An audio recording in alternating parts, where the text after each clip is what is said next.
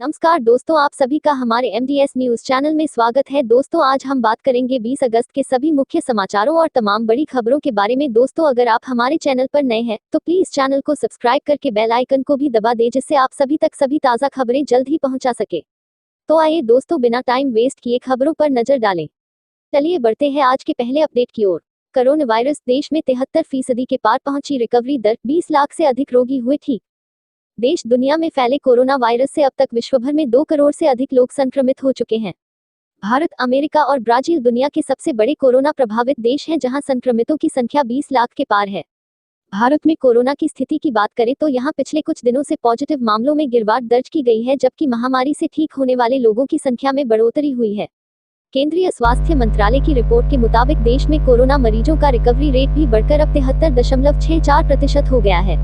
सबसे बड़ी राहत की बात यह है कि देश भर में अब कोरोना से कुछ 20 लाख से अधिक मरीज ठीक होकर अपने घर लौट चुके हैं। ITI छात्रों के लिए बड़ी खबर है। यूपी 40 ITI होंगी प्राइवेट, साल की फीस 480 रुपये से बढ़ाकर 26,000 करने की तैयारी। उत्तर प्रदेश के 40 ITI को निजी हाथों में सौंपने की तैयारी हो गई है। पहले चरण में 16 और दूसरे में 24 संस्थानों के निजीकरण पर सहमति बन गई है। नए सत्र से छात्रों का प्रवेश निजी ITI में होगा। इसके साथ ही दाखिला लेने वाले छात्रों पर फीस का बोझ 54 गुना तक ज्यादा पड़ेगा। यानी ITI की पढ़ाई पॉलिटेक्निक की पढ़ाई से भी ज्यादा महंगी हो जाएगी। प्रदेश में 307 राजकीय, 12 महिला व 2,931 निजी ITI हैं। लगातार गिर रही प्रशिक्षण गुणवत्ता सुधारने के लिए निजीकरण का फैसला लिया गया है। यह माना जा रहा है कि निजीकरण के बाद छात्रों को अत्याधुनिक मशीनों के जरिए नई तकनीक सीखने का मौका मिलेगा। विभाग के अधिकारियों का कहना है कि निजी हाथों में जाने के बाद शिक्षा व प्रैक्टिकल के स्तर में सुधार होगा। कोरोना को लेकर बड़ा अपडेट सामने आया है। एंटीबॉडी बन जाने के बाद दोबारा कोरोना वायरस के संक्रमण का खतरा नहीं, वैज्ञानिकों ने पहली बार की पुष्टि। कोरोना संक्रमण के बाद शरीर में बनने वाली एंटीबॉडी से इसके दोबारा संक्रमण का खतरा नहीं है। वैज्ञानिकों ने पहली बार इस बात की पुष्टि की है। अभी तक इस मुद्दे पर अलग अलग दावे किए गए थे। हालांकि ये एंटीबॉडीज कितने समय तक कारगर रहेंगी, यह अभी भी स्पष्ट नहीं है। नेचर में प्रकाशित रिपोर्ट के अनुसार यूनिवर्सिटी ऑफ वाशिंगटन के स्कूल ऑफ मेडिसिन के शोधकर्ता अलेक्जेंडर ग्रेनेनजर की टीम ने अमेरिका के एक फिशिंग शिप के क्रू मेंबर की जांच के बाद इस दावे की पुष्टि की है। शोध के अनुसार शिप में सवार हुए 122 क्रू मेंबर में से 120 का कोरोना टेस्ट इसके रवाना होने से पहले किया गया। इसी बीच एक बड़ी खबर सामने आई है। केंद्र ने दी फेस मास्क और PPE बनाने में इस्तेमाल होने वाले खास कपड़ों के निर्यात को छूट। केंद्र सरकार ने कोरोना संकट के बीच फेस मास्क और निजी सुरक्षा किट कोष्ठक PPE किट्स बनाने में इस्तेमाल होने वाले खास तरह के बिना बुने कपड़ों के निर्यात एक्सपोर्ट की मंजूरी दे दी है। हालांकि किसी भी ग्राम प्रति वर्ग मीटर GSM की बारीकी वाले मेल्ट ब्लोन कपड़ों के निर्यात पर पाबंदी रहेगी। विदेश व्यापार महानिदेशालय DGFT ने मंगलवार को एक अधिसूचना में कहा कि कपड़ा निर्यात के संबंध में जारी 13 जुलाई की अधिसूचना को संशोधित किया गया है। विदेश व्यापार महानिदेशालय ने कहा है कि अब सिर्फ मेल्ट ब्लोन किसी भी GSM मानक के कपड़े के निर्यात पर प्रतिबंध रहेगा। वहीं 25 से 70 GSM वाले बिना बुने कपड़ों के निर्यात की अनुमति होगी। बता दें कि कोविड-19 महामारी के खिलाफ लड़ाई में PPE किट्स और मास्क को अहम हथियार माना गया। कोरोना वैक्सीन को लेकर बड़ा अपडेट सामने आया है। कोरोना वैक्सीन के ट्रायल का पटना एम्स में पूरा हुआ 1 महीना, डॉक्टरों ने दी ये खुशखबरी। बता दें, भारत में कोरोना संक्रमण को फैलने से रोकने के लिए ICMR की देखरेख में भारत बायोटेक ने कोरोना की वैक्सीन विकसित की, जिसका ट्रायल बिहार की राजधानी पटना स्थित एम्स में शुरू किया गया था। पटना एम्स में कोरोना वैक्सीन का ट्रायल शुरू हुए अब 1 महीना पूरा हो चुका है। एम्स प्रशासन ने बताया कि पहले चरण में जिन लोगों पर इस वैक्सीन का ट्रायल हुआ है वे पूरी तरह स्वस्थ हैं, यानी कि उन पर इस वैक्सीन का कोई साइड इफेक्ट नहीं हुआ है। इस परिणाम के बाद डॉक्टरों का कहना है पहले चरण के फर्स्ट ट्रायल में ये पता चल चुका है कि ये वैक्सीन लोगों के लिए सुरक्षित है, लेकिन यह वैक्सीन कोरोना वायरस से लड़ने में कितनी असरदार होगी इसका विश्लेषण किया जा रहा है। इसका विश्लेषण के बाद ही पता चलेगा। पटना एम्स में पहले डोज के बाद एंटीबॉडी जांच के लिए ICMR भेजा गया है।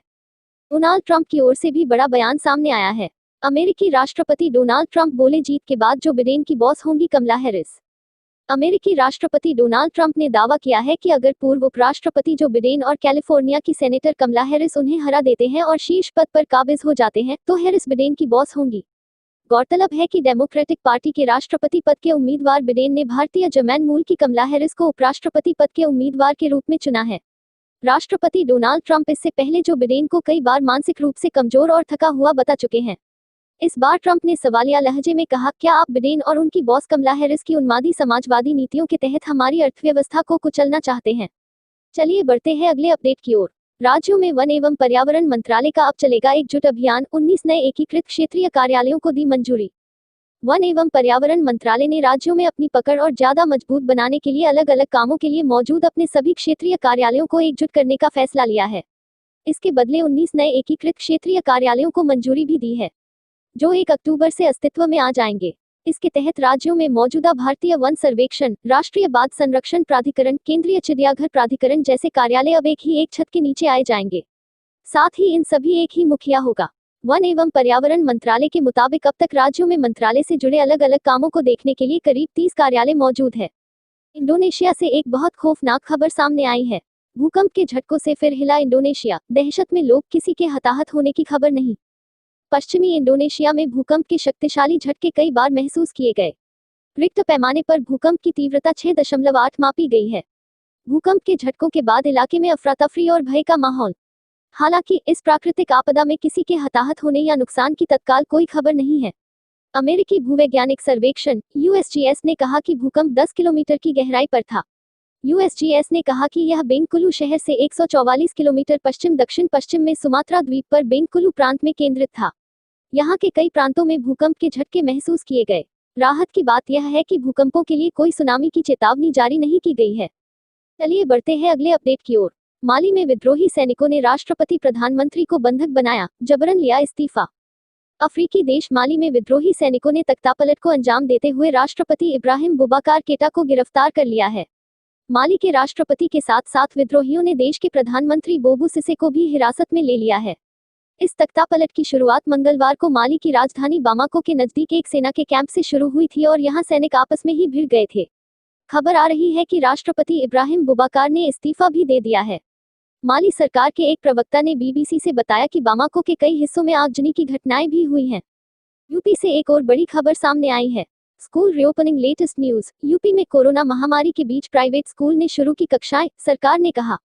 यूपी के जालौन में कोरोना महामारी के बीच एक निजी स्कूल ने छात्रों को कॉल करके कक्षाएं संचालित की। छात्रों को बिना मास्क के देखा गया और सोशल डिस्टेंसिंग के नॉर्म्स की भी अनदेखी की गई। वहीं बेसिक शिक्षा अधिकारी BS प्रेमचंद ने कहा कि स्कूल के मैनेजर और प्रिंसिपल के खिलाफ सख्त कार्रवाई की जाएगी। बेसिक शिक्षा अधिकारी ने एक समाचार एजेंसी से बात करते हुए कहा कि स्कूल खोलने को लेकर सरकार और जिला प्रशासन की ओर से कोई निर्देश जारी नहीं किए गए हैं। स्कूल के मैनेजर और प्रिंसिपल के खिलाफ कार्रवाई की जाएगी। बता दें कि कोरोना वायरस के प्रसार को रोकने के लिए पहले लॉकडाउन की घोषणा की गई थी, जिसके बाद से देश भर के शैक्षणिक संस्थान बंद हैं। चलिए बढ़ते हैं अगले अपडेट की ओर। चीन से सीमा विवाद के बीच पाक बॉर्डर पर भारत की तैयारी, तैनात किए तेजस विमान। चीन के साथ लद्दाख में चल रहे सीमा विवाद, बॉर्डर डिस्प्यूट के बीच भारत ने पाकिस्तान के साथ लगती पश्चिमी सीमाओं, वेस्टर्न फ्रंट पर हल्के स्वदेशी युद्धक विमान तेजस, लाइट कॉम्बैट एयरक्राफ्ट तेजस की तैनाती कर दी है। भारतीय वायुसेना के सूत्रों ने समाचार एजेंसी ANI को खबर दी है कि भारतीय वायुसेना ने पाकिस्तान बॉर्डर के नजदीक पश्चिमी फ्रंट पर किसी भी एक्शन की आशंका के तहत तेजस की तैनाती की है। बॉर्डर पर तेजस की 45 स्क्वाड्रन फ्लाइंग डैगर्स की तैनाती की गई है। चलिए दोस्तों, आज के लिए बस इतना ही। अब कल मिलेंगे देश भर की तमाम बड़ी व छोटी खबरों के साथ। दोस्तों, अगर आप हमारे चैनल पर नए हैं तो प्लीज चैनल को सब्सक्राइब करके बेल आइकन को भी दबा दें और रोजाना ऐसी वीडियोस को लाइक कर शेयर करना ना भूलें। धन्यवाद।